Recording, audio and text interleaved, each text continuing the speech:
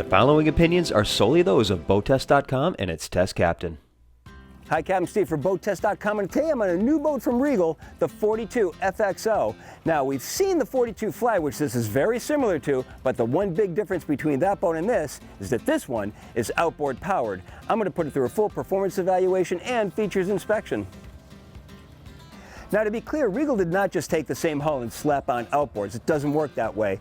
The most significant change to this hull configuration is you can see that it extends now past the transom and underneath the swim platform. That gives us more buoyancy aft and less bow rise when we come up on plane.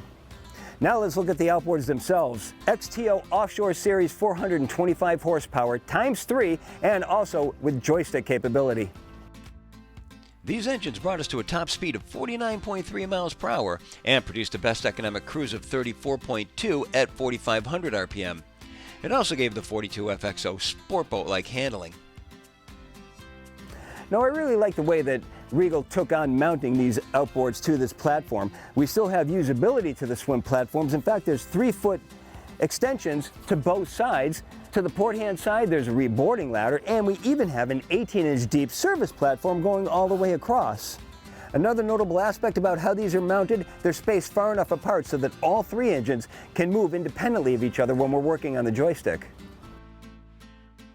Let's keep going with our operational aspects. Just ahead on the transom to the starboard side, 50 amp shore power cord on an electric reel, television antenna, city water inlet, the freshwater shower, and just above we've got the fills for gas and diesel because we've got a diesel generator on board.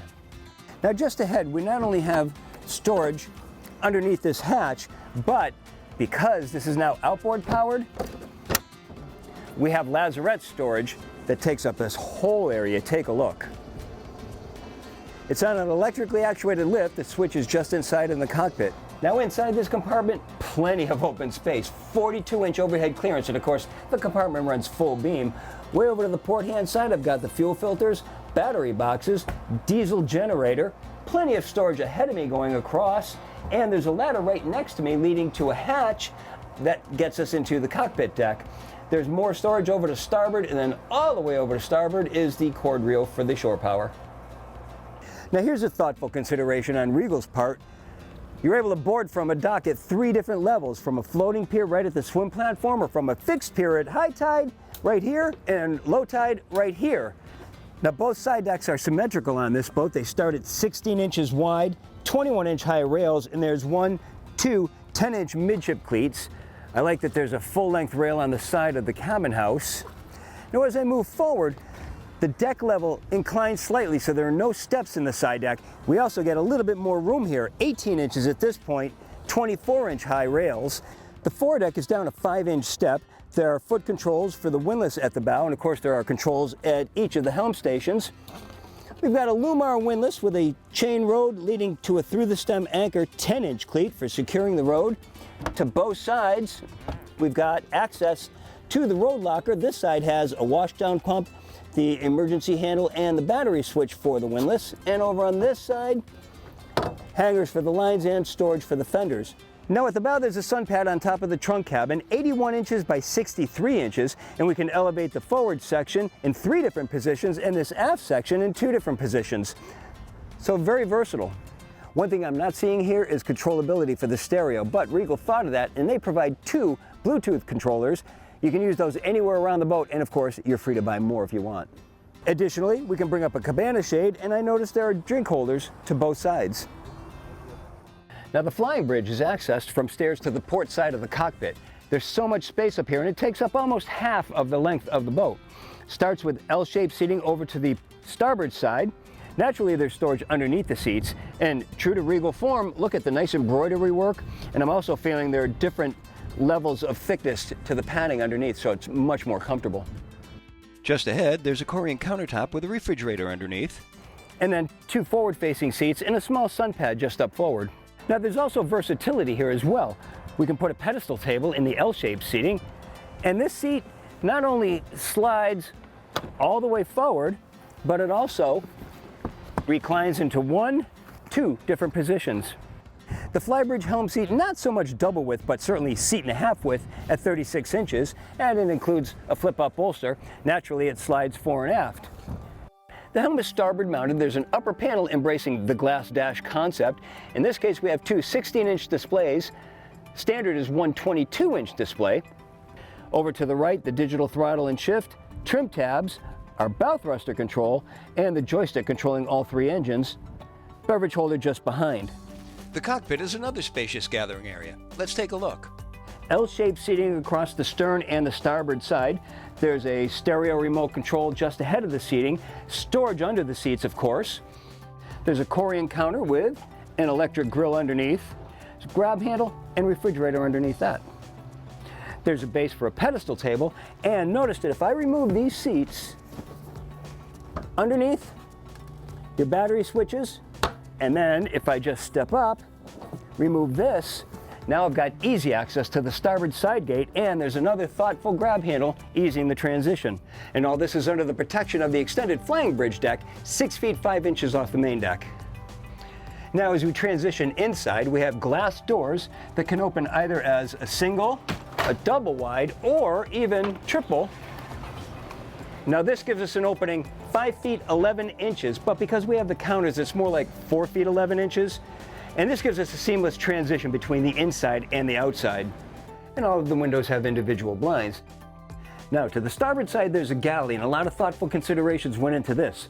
First of all, there's Corian counter, and we can remove two sections to expose not only the sink, but the double burner electric stove. There's another section that's hinged to expose the trash receptacle, but more importantly, these covers have dedicated storage right alongside, and notice how it makes a little bit of an L, so we're moved in from the main companionway. That way we can still be at the galley cooking while people are at the settee just across, and we still have a transition space alongside. Below, convection microwave oven, refrigerator, freezer, and plenty of storage all around. Now, just above,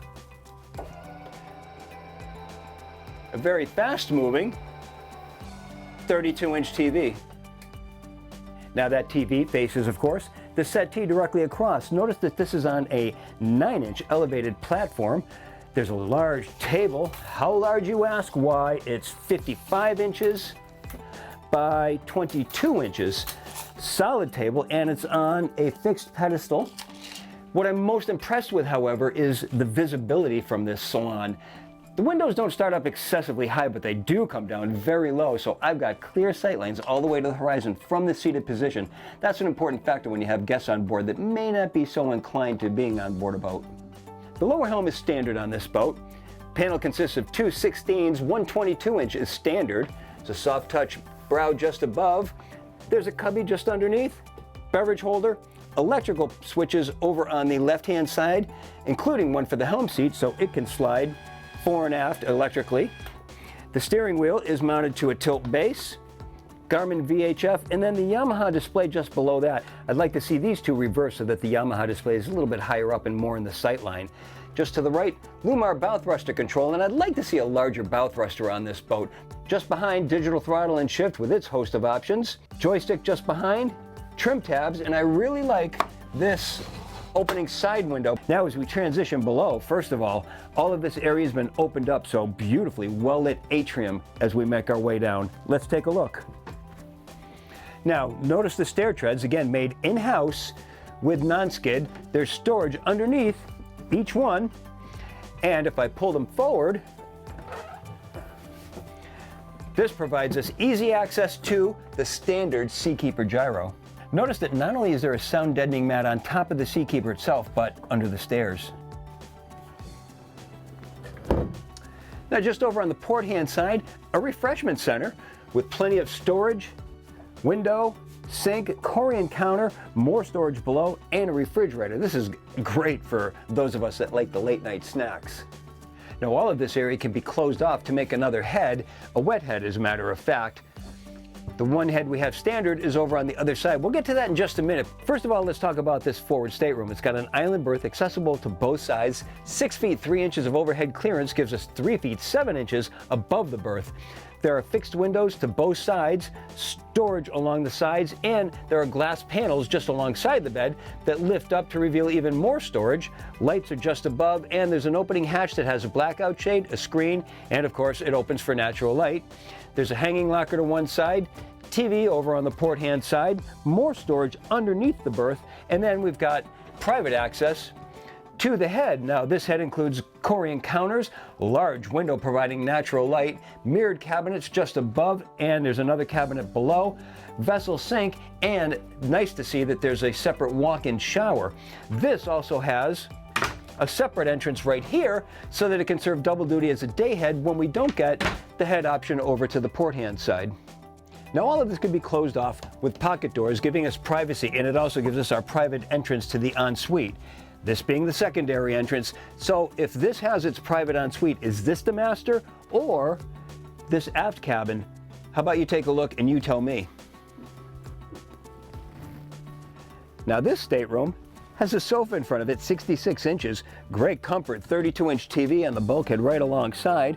It's got a berth 78 inches by 78 inches, and it can be split into 2 single berths, so great versatility here.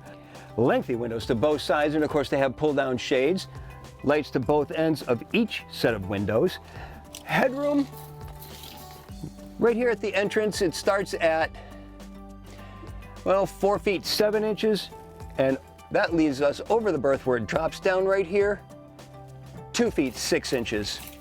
There's both a hanging locker and the center headboard pulls open, so there's storage in there as well. And of course, this cabin can be closed off with another privacy door. Now, right alongside the stairs, we have the ship's main electrical panels, 12 volt to one side, 120 volt to the other.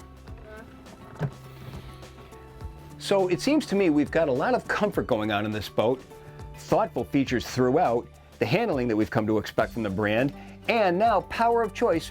And it's all thanks to the 42 FXO from Regal. And that's my full features inspection and performance evaluation. For BoatTEST.com, I'm Captain Steve. We'll see you on the water.